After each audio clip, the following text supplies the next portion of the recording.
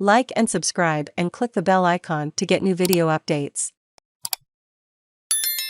UK plans to send asylum seekers to Rwanda. In hardening of migration policy, Britain could send tens of thousands of asylum seekers to Rwanda to be resettled, Prime Minister Boris Johnson has said.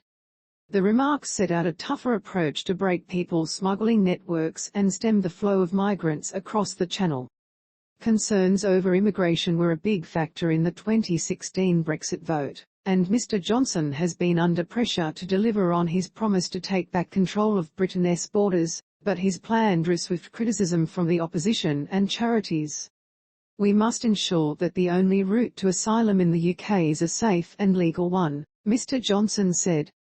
"Those who try to jump the queue or abuse our systems will find no automatic path to set them up in our country, but rather be swiftly and humanely removed to a safe third country or their country of origin." He was giving a speech in Kent, South East England, where thousands of migrants in small boats landed on Channel beaches last year.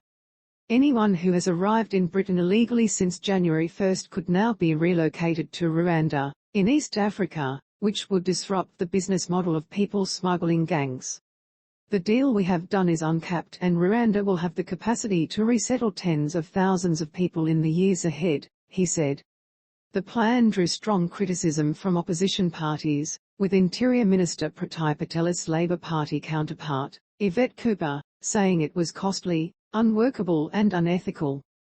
Concerns were also raised about Rwanda's human rights record, which the British government itself noted last year.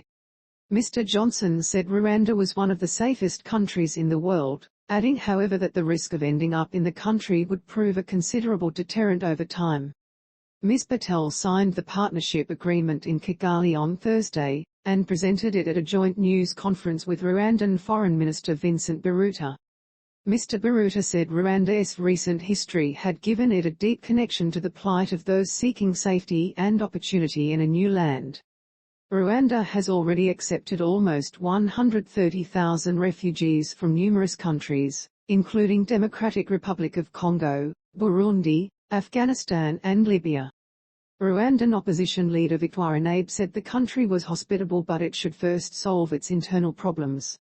Mr Johnson said the plan would face legal challenges, but said the partnership was fully compliant with international legal obligations. The government would contribute an initial £120 million. A government minister said the plan was focused on single young men. "This is about male economic migrants in the main," Secretary of State for Wales Simon Hart told Sky News.